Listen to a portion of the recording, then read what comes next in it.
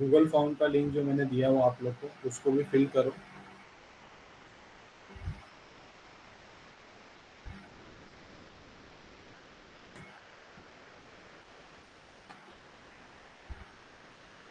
तो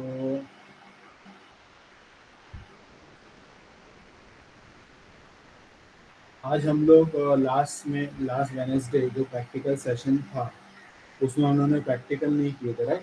तो आज हम लोग प्रैक्टिकल करेंगे, क्योंकि जो कंस्ट्रक्टर का कंसेप्ट हमको समझना था उसको ध्यान में रखते हुए। तो गूगल फॉर्म सभी ने फिल करना है, और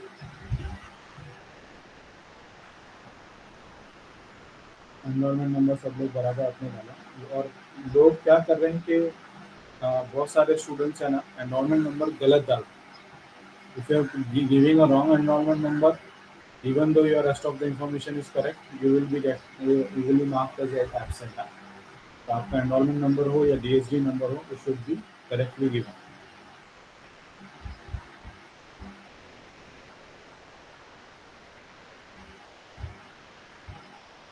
ओके, अभी हम लोग आज के एक्सपेरिमेंट में हम लोग एक्सपेरिमेंट नंबर 10 करने वाले हैं। तो एक्सपेरिमेंट नंबर 10 एक्सपेरिमेंट नंबर 10 जिसमें हम लोग कंस्ट्रक्टर एंड सीखना है, ठीक है? कंस्ट्रक्टर एंड डिस्ट्रक्टर सीखना है। तो कंस्ट्रक्टर एंड डिस्ट्रक्टर, जैसे लास्ट टाइम हमने कुछ के कंसेप्ट देखे थे, टाइप्स ऑफ कंस्ट्रक्टर देखे थे, उसी चीज़ को हम सर यहाँ आपकी पे वॉइस ब्रेक हो रही है ब्रॉडली सर। देखने वाले हैं। तो चलो प्रोग्राम बनाते हैं, हैश इंक्लूड से शुरू करते हैं। Hash include sir hello iostream dot H, hash include romeo dot H,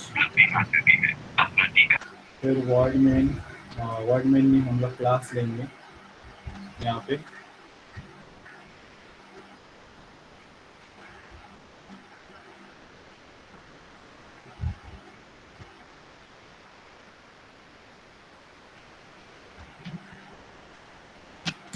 आवाज़ सब सही आ रही है मेरी? Type yes in the chat if your मेरी आवाज़ सही आ रही है तो।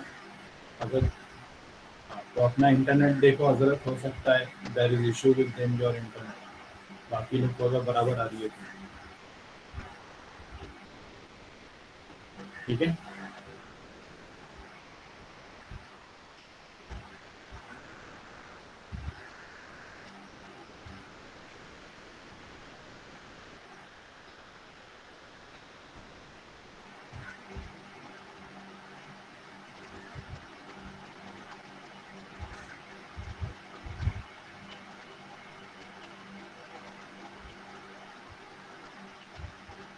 ओके, क्लास हमने लिया क्लास नंबर। यहाँ पे मैं क्लास ले रहा हूँ नंबर नाम का।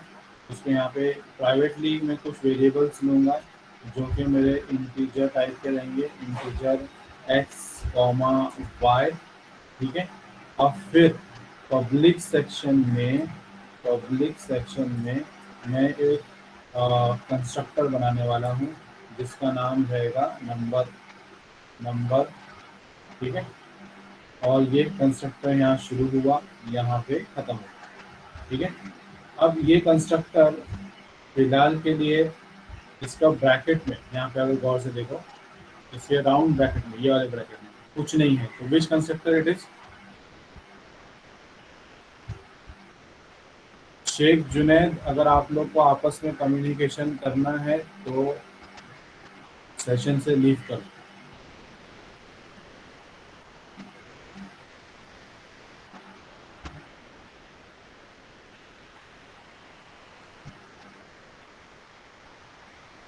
It is a default constructor, right? Default constructor का दूसरा नाम क्या है? डिफॉल्ट कंस्ट्रक्टर का दूसरा नाम क्या है? Empty constructor. एम्प्टी कंस्ट्रक्टर, ठीक है। तो ये मेरा डिफॉल्ट एंड एम्प्टी कंस्ट्रक्टर हो गया। मैं एक और कंस्ट्रक्टर बना रहा हूँ जो प्रीवियस लेक्चर में हम लोग ने देखा था। Parameterise constructor, right. तो यहाँ पे वो भी मैंने कंस्ट्रक्टर बना लिया। तो अगर पैरामीटराइज कंस्ट्रक्टर कब होगा, जब हम इसमें पैरामीटर देंगे। तो integer a comma integer B रहा, और मेरा क्लास यहाँ पे क्लोज हो जाता है। यहाँ पे मेरा क्लास क्लोज हो गया। तो हमने यहाँ पे दो कंस्ट्रक्टर बनाए, एक तो डिफॉल्ट कंस्ट्रक्टर है और एक है मेरा पैरामीटराइज कंस्ट्रक्टर, ठीक है। तो ये मैं नाम देता हूँ पैरामीटराइज्ड कंस्ट्रक्टर, ठीक है। तो पैरामीटराइज कंस्ट्रक्टर हो गया। अब मैं वॉइड मेन में मेन फंक्शन के अंदर मैं अगर मैं यहाँ पे लिखते हूँ, पहले तो CLR SCR कर लेते हैं। फिर उसके बाद अब मेरे को नंबर नाम की क्लास से एक ऑब्जेक्ट बनाता हूँ N1। तो अगर इतना सा लिख दिया तो ये क्या करेगा, it will automatically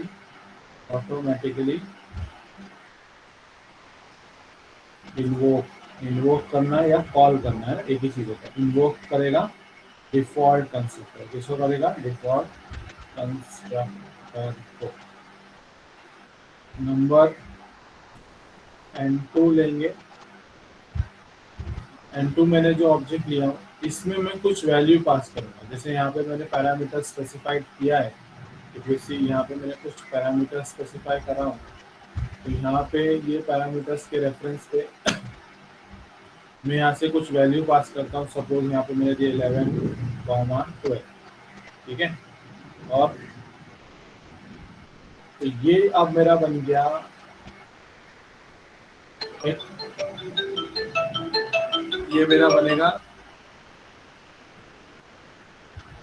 it will automatically, इसको हम ऑटोमेटिकली वर्ड यूज नहीं करेंगे, इम्प्लिसिट नया टेक्निकल वर्ड था ना, इम्प्लिसिटली इन्वोक एम्प्टी कंस्ट्रक्टर क्या करेगा, sorry parameterised constructor, parameterised constructor. और फिर फाइनली ch सेमीकोलन, और ये मेरा, ठीक है। तो अब मैंने देखा कि इसके अंदर जो ये वाला कंस्ट्रक्टर है मेरा नंबर वाला, ये मेरे को किसको कॉल करता है, इसको कॉल करता है ऑटोमेटिक। और फिर मेरा ये वाला जो कंस्ट्रक्टर है, ये वाला constructor, this will call home, this will call मेरा पैरामीटराइज कंस्ट्रक्टर, ठीक है। तो सिमिलर सिनेरियो पे मैं यहाँ पे लिखता हूँ x इक्वल टू 0, मैंने एक वैल्यू इधर पे दिया, y इक्वल टू 0, ठीक है। और इसके अंदर चीज़ें देखनी है तो फिर मेरे को फिर यहाँ पे सी आउट लगेगा, राइट। तो यहाँ पे मैं क्या करता हूँ, /n फ्रॉम डिफॉल्ट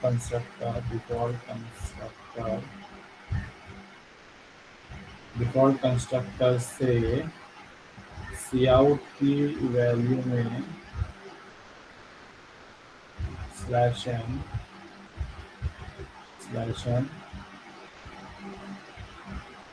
इधर पे हम लोग क्या करेंगे,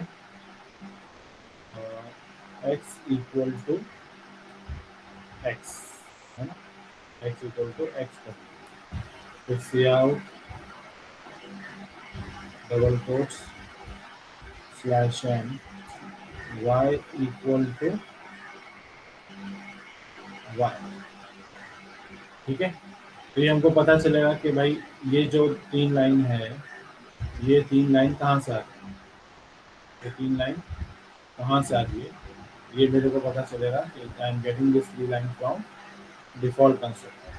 इन सिमिलर सिनेरियो, अब इस सिनेरियो में पैरामीटर है मेरे पास, तो जो ए में वैल्यू आई है उसको मैं दूंगा किसके पास, x, ऐसा, ठीक है। ऐसी जो बी की वैल्यू मेरे पास आई है उसको मैं दूंगा किसके पास,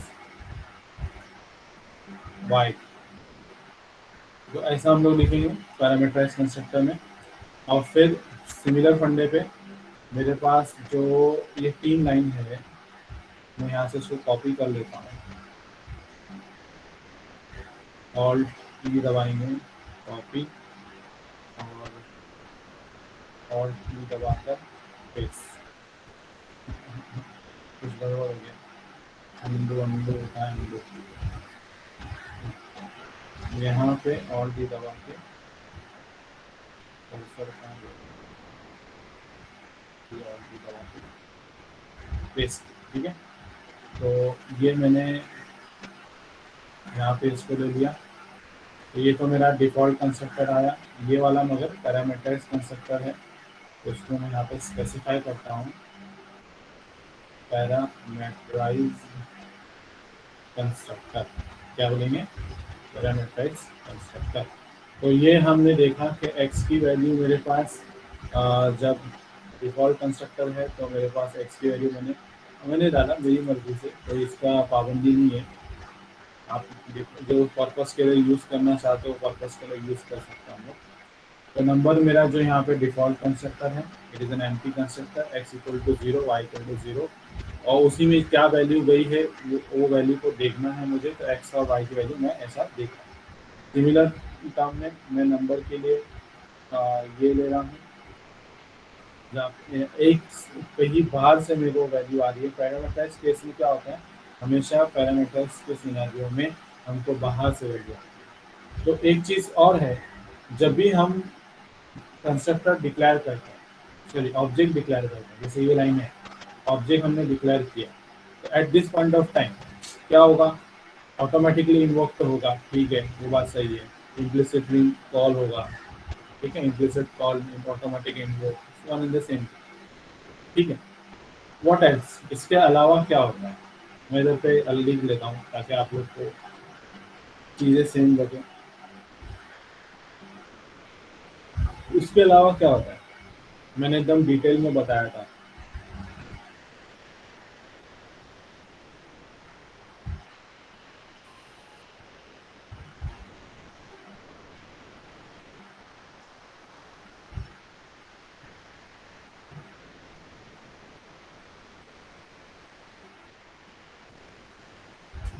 वो बताएगा।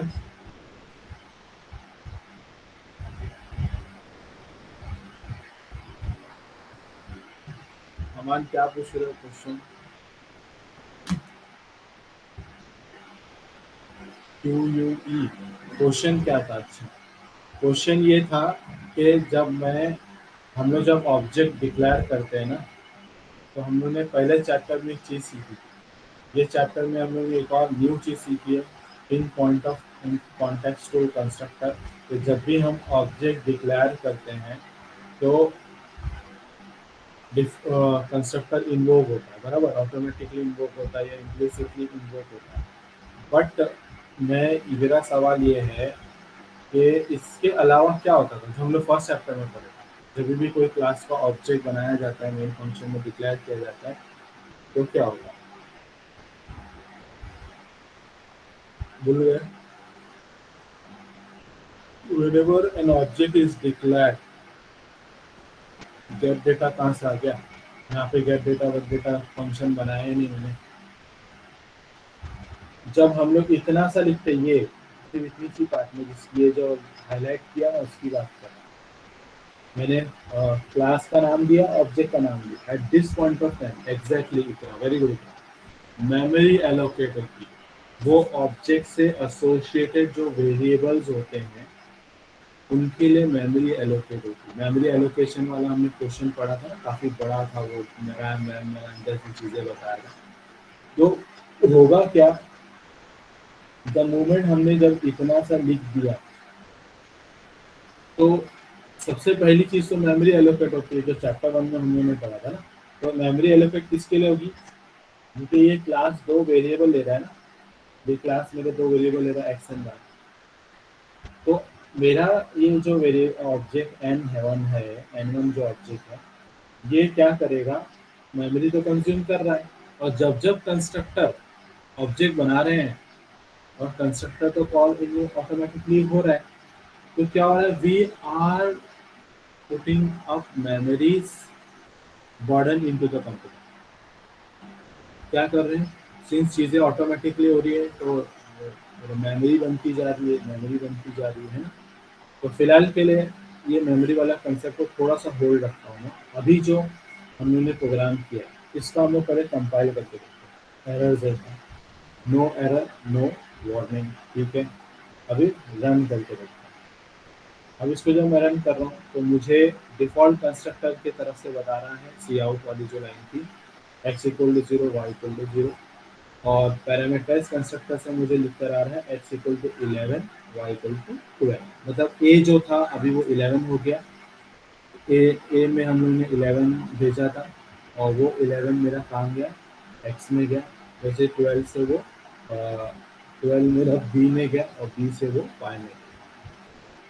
ठीक है, एवरीवन क्लियर यार? इतना कंसेप्ट ठीक समझना है। Type C in the chat if you are clear. बस दो कंस्ट्रक्टर थे। Default constructor call automatically n1 जब कॉल होता है तो मेरे को ये लाइन लिख कर आती है। तो और थोड़ा स्पेसिफाई करना है तो यहाँ पे मैं लिख सकता हूँ for from default constructor for n1।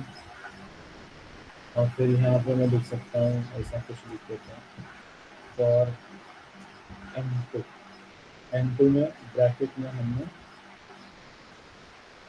11 और 12 भेजा था।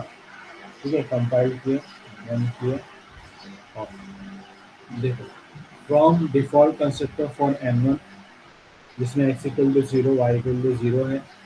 From parameterized constructor for n2 object जिसके ब्रैकेट में 11 और 12 दिया। ठीक है, सो इस तरीके से हमारा कंस्ट्रक्टर एकदम बेसिक क्वेश्चन था, एकदम बेसिक, कुछ भी इतना टफ नहीं है। इसके टफनेस इसके बाद से शुरू होगी। थर्ड टाइप जो कंस्ट्रक्टर पढ़ेंगे, third fourth fifth type, third fourth type जो कंस्ट्रक्टर हम लोग पढ़ेंगे। ठीक है, तो एक और चीज़ जैसे कि मैंने अभी थोड़ी देर पहले पूछा जिसका आंसर इतना ने मुझे दिया, मेमोरी एलोकेट होता है। तो क्या हो रहा है, कंस्ट्रक्टर बार बार जब जब हम लोग ऑब्जेक्ट बना रहे हैं तो क्लास का वेरिएबल्स जो है उसके लिए मेमोरी एलोकेशन हो जा रहा है ना। तो अगर मुझे मेमोरी डी एलोकेट करना है, मतलब काम हो गया ना तो मेमोरी रिलीज कर दो, काम हो गया ना तो मेमोरी रिलीज कर दो, तो वापस से मैं वही क्लास लूँगा, वही क्लास का एक कंस्ट्रक्टर बनाऊंगा नंबर। ठीक है, इसके ब्रैकेट में हम कुछ नहीं डालेंगे, इसके इस ब्रैकेट में भी कुछ नहीं डालेंगे। ठीक है, गौर से देखो मैं क्या कर रहा हूँ। Everyone look at here carefully. नजर हटी दुर्घटना घटी। इसमें एक नया चीज मैं डाल रहा हूँ, ये अभी तक क्या है, what is this eight till this point of time, what is this, ये चैट पे बोलो, ये क्या है अभी।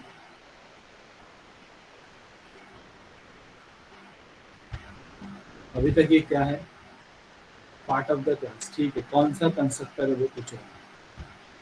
Empty constructor, default constructor, very good. Part of the class भी है तो ये क्लास के अंदर लिखे हम लोग ने, और it is a default constructor क्योंकि ये वैसा ही दिख रहा है ना जैसे हमारा डिफॉल्ट कंस्ट्रक्टर यहाँ पे है ना। यहाँ पे हमारा डिफॉल्ट कंस्ट्रक्टर भी ऐसा ही है, बराबर। ठीक है, इसके ब्रैकेट में कुछ नहीं है। मैं ब्रैकेट की बात कर रहा हूँ, अंदर के कोड की बात नहीं कर रहा। इस ये लिखे हैं फिर भी इसको एम्प्टी कंस्ट्रक्टर बोल रहे हैं, ऐसा नहीं। एम्प्टी कंस्ट्रक्टर कब, जब इस ब्रैकेट राउंड ब्रैकेट के अंदर नहीं रहेगा तब। पैरेंथेसिस, प्रोग्रामिंग में हम इस राउंड ब्रैकेट को क्या बोलते हैं, पैरेंथेसिस। ठीक है, यहाँ पे गौर से देखो, यहाँ पे हम लोग ये डालें, कुछ दिखा उधर पे, टिल्ट ऑपरेटर बोलते हैं इसको। ये आपको ना कीबोर्ड पे 1 के लेफ्ट में मिलेगा, टिल्ट ऑपरेटर। देखो एन के लेफ्ट में कुछ है, टिल्ट ऑपरेटर, बराबर। अमान ने देखो चैट पे भी डाला है, तो कीबोर्ड पे जरा डालो सब लोग चैट पे, टिल्ट ऑपरेटर, अमान ने जैसे डाला। Exactly exactly, very good. तो इसको टिल्ट ऑपरेटर बोलते हैं। क्या बोलेंगे, tilt, TILT, tilt, tilt operator, tilt operator, ठीक है। तो टिल्ट ऑपरेटर जब हम इसको डाल देते हैं तो अभी ये एम्प्टी कंस्ट्रक्टर नहीं रहा, ये बन गया डिस्ट्रक्टर, बर्बाद करने वाला। तो ऑब्वियसली नाम सुन के ही समझ में आना चाहिए इसका काम क्या होगा।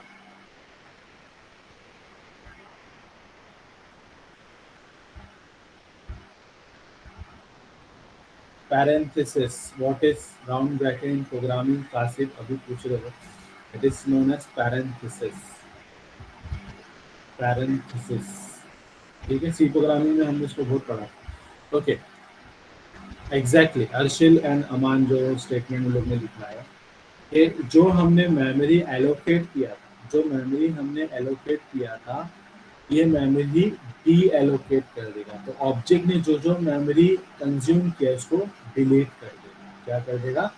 डिलीट कर देगा। तो हमेशा कोडिंग के आखिरी में, जैसे इसीलिए मेरे को क्लास के खत्म होने से पहले मैंने इसको लिखा। तो प्रोग्राम में जब N1 कॉल हो रहा है, जब N2 कॉल हो रहा है, तो ऑब्जेक्ट्स हम क्या कर रहे हैं, N2 कॉल हो रहा है, N1 कॉल हो रहा है, N2 कॉल हो रहा है, तो मेमोरी कंज्यूम हो रही है। क्या हो रही है? मेमोरी कंज्यूम हो रही है। बट यहाँ पे सिनेरियो ये हो गया कि जो मेमोरी कंज्यूम हुई उसको रिमूव कर दिया।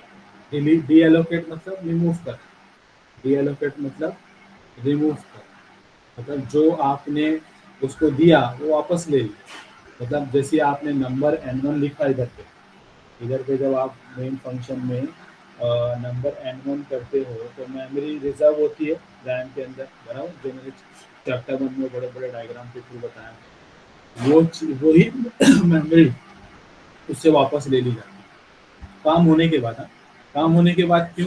क्योंकि आप यहाँ पे नोटिस करो ना, we are at the end of the class, तो ये इसको कॉल करने की भी जरूरत नहीं है, ये ऑटोमेटिकली आखिरी में कॉल होगा। क्या होगा?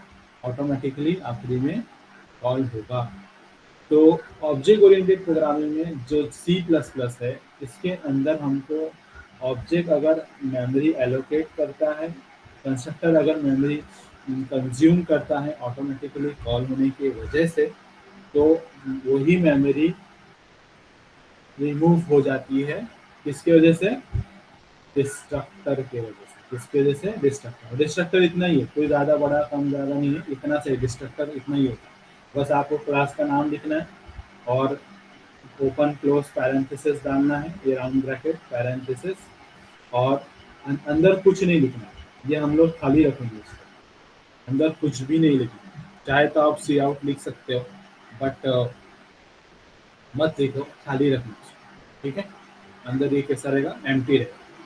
तो डिस्ट्रक्टर यहाँ पे इस तरीके से इसको कॉल किया जाता है, मगर हमेशा याद रहे क्लास के एंड में, क्लास के जहाँ मेरी क्लास खत्म हो रही है उस क्लास के एंड में करना है, क्लास के इसको एंड में लिखना है, ठीक है।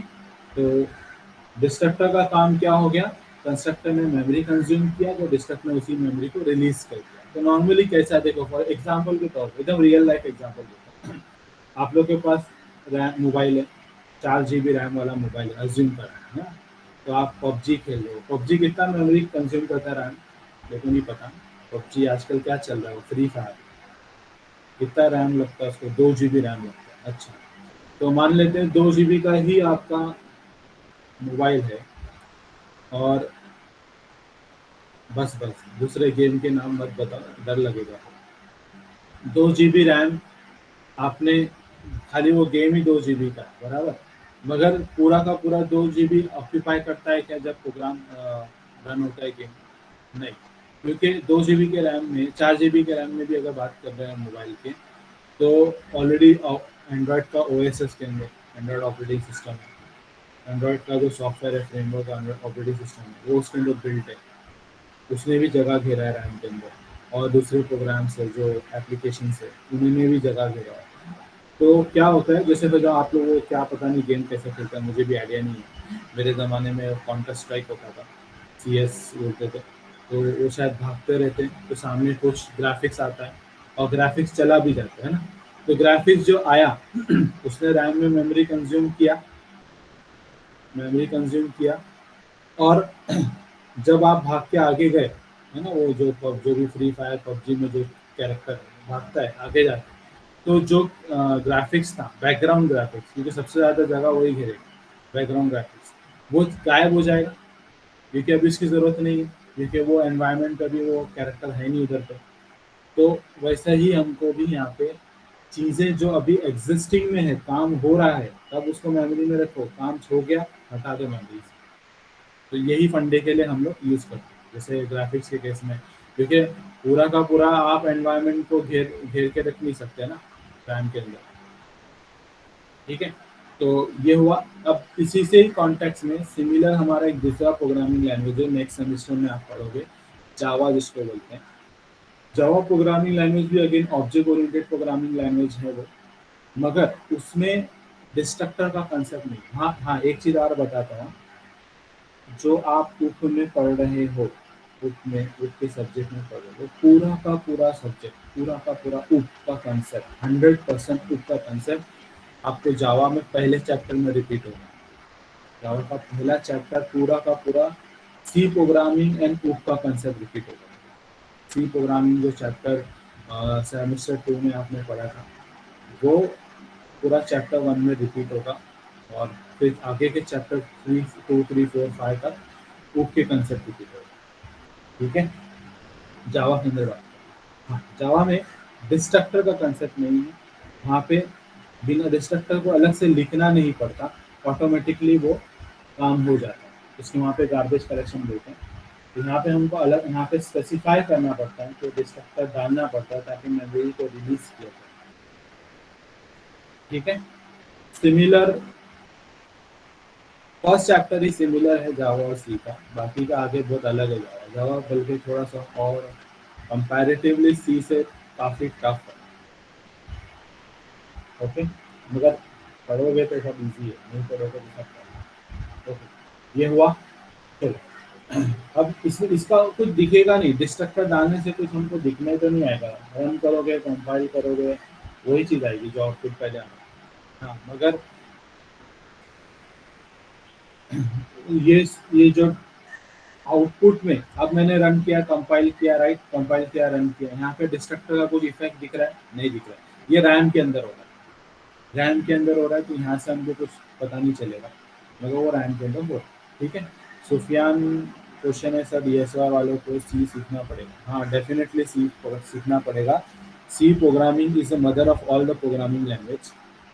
कंप्यूटर इंजीनियरिंग में इसको mother of all the programming language बोला जाता है, क्योंकि वो अगर आपने सीखा तो सारी आगे की प्रोग्रामिंग लैंग्वेज सीखने के लिए आसानी हो जाएगी। ठीक है, आसानी हो जाएगी। इसलिए मेरा यूट्यूब चैनल पे गूगल क्लासरूम में जाना, और वहाँ पे इस उप सब्जेक्ट का प्लेलिस्ट का लिंक है, प्रीवियस पुराने वीडियोस अवेलेबल हैं, रिकॉर्डेड वीडियोस। और उसी चैनल में आपको सी प्रोग्रामिंग का फंक्शन चैप्टर मिलेगा, सिर्फ फंक्शन चैप्टर का मैंने वीडियो डाला, तो वो आप ज़रूर देखें, क्योंकि आप लोग के लिए उसमें मैंने बेसिक कवर किया है, एकदम बेसिक, स्टार्टिंग में कुछ बहुत सारा बेसिक कवर किया, इतना किया है कि डीएसआर वालों को समझना है। ठीक है,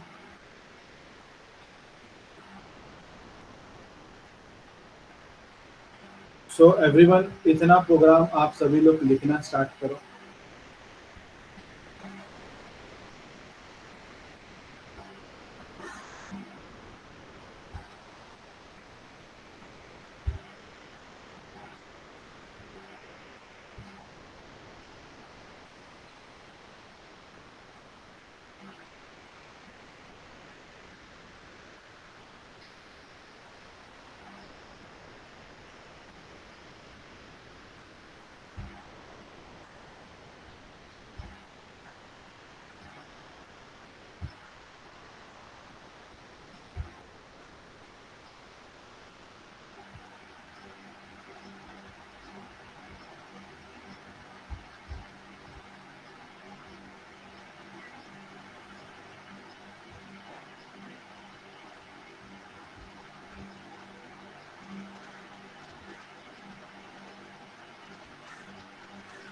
मेरे को प्लेलिस्ट दे रहा हूँ, ये प्लेलिस्ट सी प्रोग्रामिंग या सी प्रोग्रामिंग की है।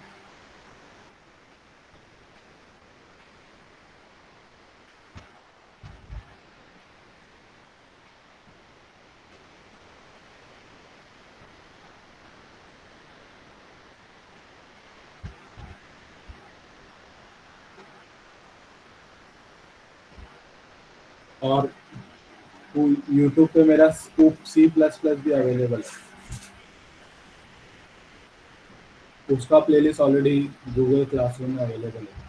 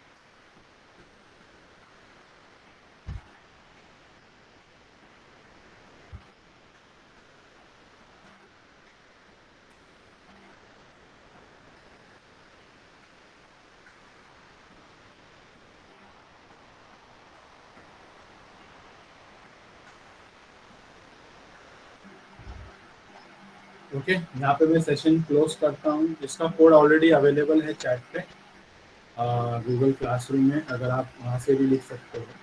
तो यहाँ पे मैं सेशन क्लोज करता हूँ आज।